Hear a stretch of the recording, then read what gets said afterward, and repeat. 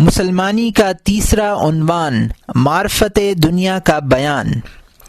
اے عزیز از جان، یہ بات جان کہ دنیا راہ دین کی منزلوں میں سے ایک منزل اور اللہ کی درگاہ کے مسافروں کا راستہ ہے۔ یہ مسافروں کی زاد راہ لینے کے لیے صحرائے معرفت کے کنارے ایک آراستہ بازار ہے۔ دنیا و آخرت دو حالتوں سے عبارت ہے۔ جو حالت موت سے پہلے اور آدمی سے بہت نزدیک ہے اسے دنیا کہتے ہیں، اور جو حالت موت کے بعد ہے اس کو آخرت کہتے ہیں۔ اور دنیا سے مقصود توشہ آخرت ہے، اس لیے کہ خالق نے آدمی کو ابتدائے خلقت میں سادہ اور ناقص پیدا کیا ہے، لیکن یہ اس قابل ہے کہ ایسا کمال حاصل کرے اور ملکوت کی صورت کو اپنا ایسا نقش دل بنائے کہ درگاہ الہی کے قابل ہو جائے، یعنی وہ باریاب ہو اور رب تعالی کے نظارے میں مشغول ہو، اور یہی امر اس کی بہشت اور اس کی سعادت کا منتہا ہے۔ اور خالق نے اسے اسی لیے پیدا کیا ہے، اور جب تک اس کی آنکھ نہ کھلے گی اور اس لازوال جمال کو نہ پہچان لے گا، دیدار کیا کر سکے گا؟ اور یہ پہچان معرفت سے حاصل ہوتی ہے، اور خدا کی عجیب عجیب صنعتوں کی پہچان حضرت الہی کے جمال کی معرفت کی کنجی ہے، اور آدمی کے حواس ان صنعتوں کی کنجی ہیں، اور بغیر اس ڈھانچے کے جو پانی سے اور مٹی سے بنا ہے حواس ممکن نہ تھے۔ اسی وجہ سے آدمی اس خاک پانی کے عالم میں آ پڑا کہ اس سے توشہ لے لے اور اپنے نفس کی معرفت اور تمام جہان جو اس سے معلوم ہوتا ہے اس کی معرفت حاصل کرے۔ جب تک یہ حواس آدمی کے ساتھ رہتے اور مخبری کرتے ہیں، لوگ کہتے ہیں کہ آدمی دنیا میں ہے، اور جب یہ حواس رخصت ہوتے اور فقط وہ آپ اور اس کی ذاتی صنعتیں رہ جاتی ہیں تو کہتے ہیں کہ آخرت کی طرف سفر کر گیا ہے۔ تو دنیا میں آدمی کے رہنے کا مقصد یہی ہے جو بیان ہوا۔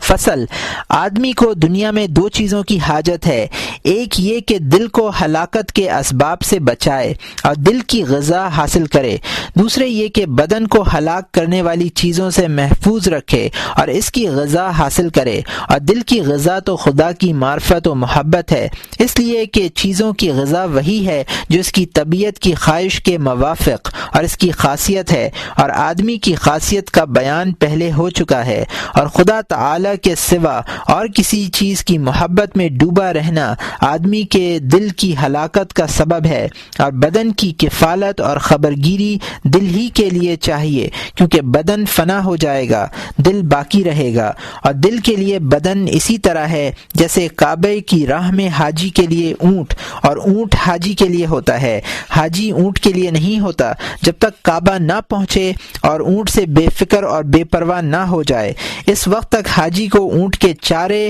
اور پوشش کی کفالت و خبرگیری ضروری ہے، لیکن کفالت بقدر ضرورت چاہیے۔ اگر حاجی دن رات اونٹ کو چارہ دینے اور آراستہ کرنے کے لیے ٹھہرا رہے گا اور اسی کی خبرگیری کرتا رہے گا تو قافلے سے پیچھے رہ جائے گا اور ہلاک ہو جائے گا۔ اسی طرح آدمی اگر بدن کی دن رات خبرگیری کرتا رہے گا، یعنی اس کی غذا مہیا کرے اور اسے ہلاکت کے اسباب سے بچایا کرے، تو اپنی سعادت سے محروم رہے گا۔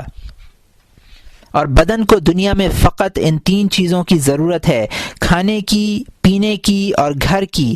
کھانا غذا ہے، پہننا لباس ہے، گھر وہ ہے کہ گرمی، سردی اور ہلاکت کے اسباب سے اس کو محفوظ رکھے۔ تو آدمی کو دنیا میں بدن کے لیے ان کے سوا کچھ ضرورت نہیں، بلکہ یہی تین چیزیں خود دنیا کی اصل ہیں۔ دل کی غذا معرفت ہے، جتنی زیادہ ہو بہتر ہے، اور بدن کی غذا کھانا ہے، اگر حد سے زیادہ ہو تو ہلاکت کا باعث ہوتا ہے۔ لیکن حق تعالی نے خواہش کو آدمی پر متعین کر دیا ہے کہ کھانے، کپڑے اور گھر کا تقاضا کرے، تاکہ بدن جو اس کی سواری ہے ہلاک نہ ہو جائے، اور اس کی خواہش کو اپنی حد پر رکھے۔ اور پیغمبروں کی زبانی شریعت اس لیے مقرر فرما دی تاکہ خواہش کی حد ظاہر کر دیں، لیکن چونکہ خواہش کی حاجت تھی تو خدا نے اس کو لڑکپن ہی میں پیدا کیا اور اس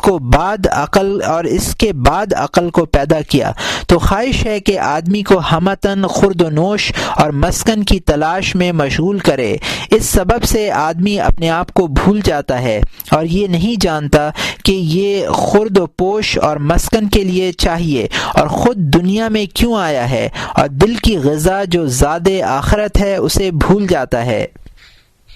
اے عزیز، ان سب باتوں سے دنیا کی حقیقت آفت اور حاجت تو نے جان لی۔ اب چاہیے کہ دنیا کی شاخوں کو پہچانے اور دنیا میں جو شغل چاہیے اسے جانے۔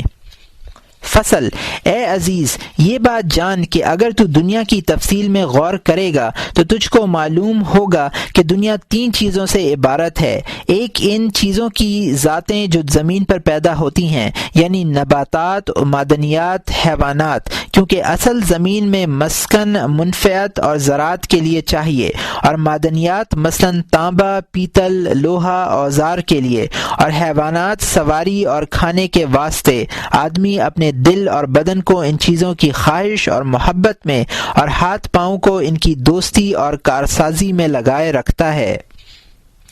اور دل کو ان چیزوں کے ساتھ اٹکانے سے دل میں ایسی صفتیں ظاہر ہوتی ہیں جو ہلاکت کا باعث بنتی ہیں، جیسے حرص، بخل، عداوت وغیرہ، اور ہاتھ پاؤں کو ان چیزوں میں لگانے سے دل بھی ان چیزوں کے ساتھ اٹک جاتا ہے اور اپنے آپ کو بھول کر دنیا کے کاموں میں بہت مصروف رکھتا ہے۔ اور جس طرح اصل دنیا میں 3 چیزیں ہیں، سنار کی صنعت، جولاہے کی صنعت، حدادی کی صنعت، لیکن ان میں سے ہر ایک کی شاخیں ہیں۔ کوئی تو اسباب مہیا کرتا ہے، جیسے دھنیا اور سوت کاٹنے والا جولاہے کا سامان مہیا کرتا ہے، اور کوئی ان کا کام کو تمام کرتا ہے، جیسے درزی کے جولاہے کے کام کو پورا کرتا ہے۔ اور ان سب کو لکڑی، لوہے، چمڑے وغیرہ کے اوزاروں کی ضرورت پڑی تو لوہار بڑھئی پیدا ہوا، اور ہر ایک کو دوسرے سے مدد لینے کی ضرورت پڑی، اس لیے کہ ہر ایک اپنے تمام کام آپ نہیں کر سکتا۔ تو سب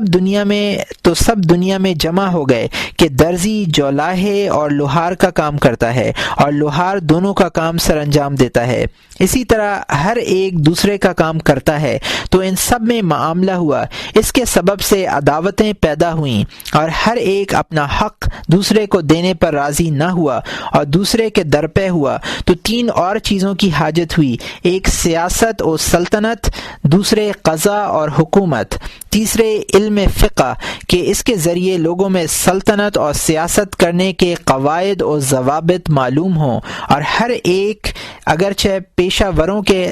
کی طرح ہاتھ سے تعلق نہیں رکھتا لیکن ہے پیشہ۔ اس وجہ سے دنیا کی مصروفیات بہت ہو گئیں اور آپس میں الجھ گئے، اور خلق نے اپنے آپ کو ان میں گم کر دیا، اور یہ نہ سمجھے کہ ان سب کی اصل فقط 3 ہی چیزیں، یعنی خورد و پوش اور مسکن۔ یہ تمام دنیا کے شغل انہی 3 چیزوں کے لیے ہیں، اور یہ 3 چیزیں بدن کے لیے ہیں، اور بدن دل کے لیے تاکہ دل کی سواری بنے، اور دل حق تعالی کے لیے ہے۔ بس لوگ اپنے آپ اور خدا کو بھول گئے، جیسے حاجی اپنے آپ اور کعبہ اور سفر کو بھول کر اونٹ کی خبرگیری میں اپنے تمام اوقات ضائع کر دے۔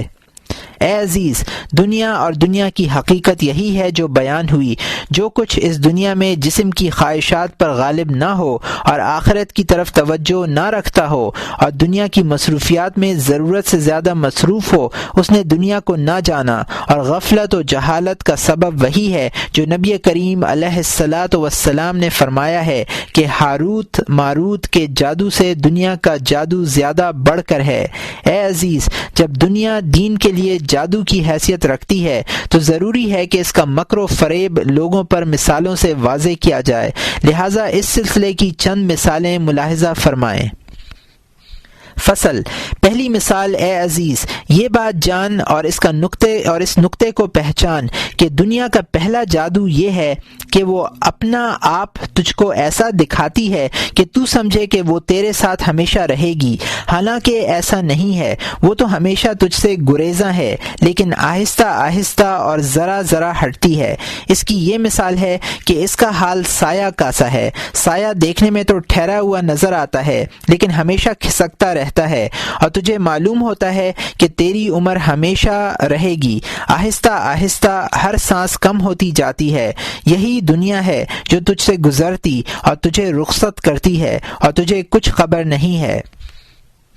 دوسری مثال، دنیا کا دوسرا جادو یہ ہے کہ اپنا آپ یہاں تک تیرا دوست دکھاتی ہے کہ تجھ کو اپنا عاشق بناتی ہے اور تجھ پر ظاہر کرتی ہے کہ تیرے ساتھ وفا کرے گی اور کسی کے پاس نہ جائے گی اور دفتن تجھے چھوڑ کر تیرے دشمن کے پاس چلی جاتی ہے۔ اس کی مثال ایسی ہے کہ وہ گویا آوارہ اور مفسد رنڈی ہے، مردوں کو لبھاتی ہے کہ اپنا عشق بناتی ہے، اپنا عاشق بناتی ہے اور اپنے گھر لے جاتی ہے اور موت کا مزہ چکھاتی ہے۔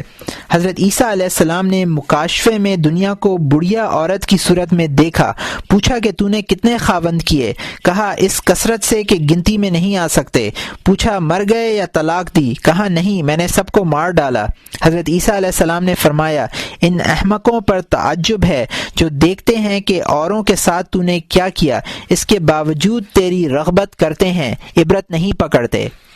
دنیا کے سحر کی تیسری مثال یہ ہے کہ اپنی ظاہری صورت آراستہ رکھتی ہے اور اس میں جو بلا و مصیبت ہے اسے پوشیدہ رکھتی ہے کہ نادان اس کا ظاہر دیکھ کر فریفتہ ہو جائے۔ اس کی مثال اس بڑھیا عورت کی سی ہے جو اپنا منہ چھپائے اور لباس فاخرہ سے آراستہ ہو اور زیور بیش بہا سے پیراستہ ہو کہ جو کوئی اسے دور سے دیکھتا ہے عاشق زار ہو جاتا ہے، اور جب اپنے منہ سے نقاب ہٹاتی ہے ذلیل ہو کر اس کی صورت سے بیزار ہو جاتا ہے۔ حدیث شریف میں رسول اکرم صلی اللہ علیہ وسلم نے فرمایا ہے کہ قیامت کے دن دنیا کو زشت دانت منہ کے باہر نظر آئیں گے، لوگ جب اسے دیکھیں گے کہیں گے نعوذ باللہ، یہ بری اور بدحال رسوا کون ہے؟ فرشتے کہیں گے یہ وہی دنیا ہے جس کے پیچھے تم آپس میں حسد و دشمنی کر کے ایک دوسرے سے لڑتے مرتے تھے، رشتہ داریاں چھوڑ دیں، اسی پر فریفتہ ہو گئے، پھر دنیا کو دوزخ میں ڈال دیں گے۔ وہ کہے گی بار خدایا جو میرے دوست تھے وہ کہاں ہیں؟ حق تعالی فرمائیں گے کہ ان لوگوں کو بھی اس کے ساتھ دوزخ میں پہنچا دو، نعوذ باللہ۔ چوتھی مثال، اگر کوئی حساب کرے کہ ازل سے کس قدر زمانہ گزرا جس میں دنیا نہ تھی اور ابد تک کتنا زمانہ ہے جس میں یہ دنیا نہ ہوگی، تو معلوم ہو جائے کہ دنیا کی مثال ایسی ہے جیسے مسافر کی راہ کہ اس کی ابتدا گہوارہ ہے اور انتہا قبر، اور درمیان میں گنتی کی چند منزلیں ہیں۔ ہر برس گویا منزل ہے، ہر مہینہ فرسنگ اور ہر دن گویا میل ہے، ہر سانس قدم اور وہ ہمیشہ رواں ہے۔ کسی کا ایک فرسنگ راہ ہے، کسی کا زیادہ، کسی کا کم، اور وہ ایسا سکون سے بیٹھا ہے کہ گویا ہمیشہ وہیں رہے گا۔ دنیا کے کاموں کی ایسی تدبیریں کرتا ہے کہ 10 برس تک ان کے کاموں کا محتاج نہ ہو اور 10 دن میں زیر خاک چلا جاتا ہے۔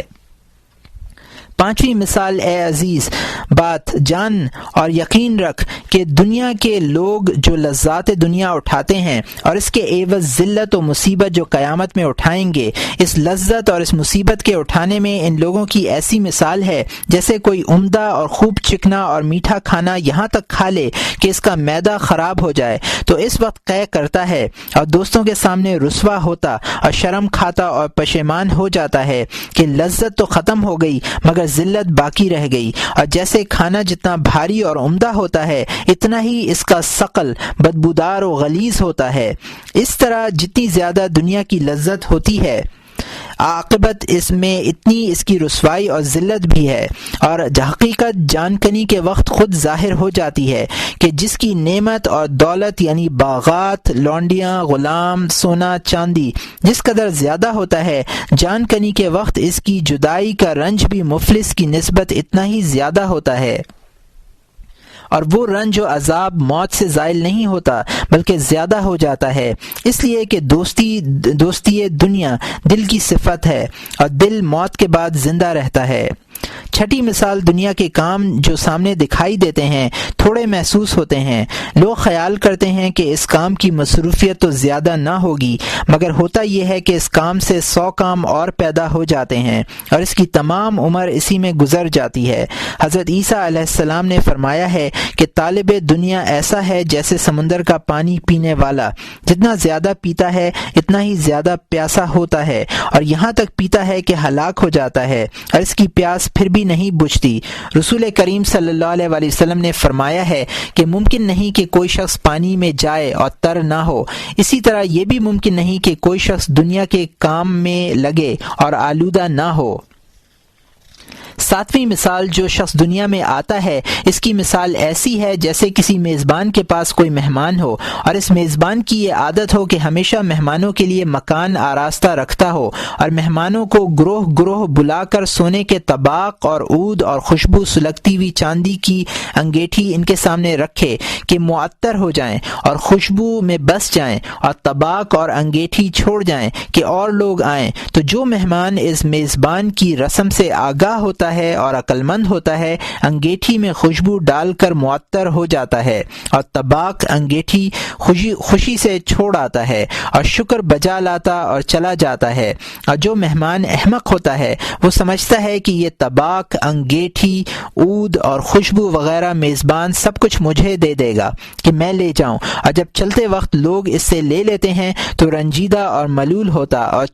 چلاتا ہے۔ دنیا بھی گویا مہمان سرا ہے کہ مسافروں پر وقف ہے کہ اپنا توشہ لے لیں اور جو کچھ سرائے میں ہے اس کا لالچ نہ کریں۔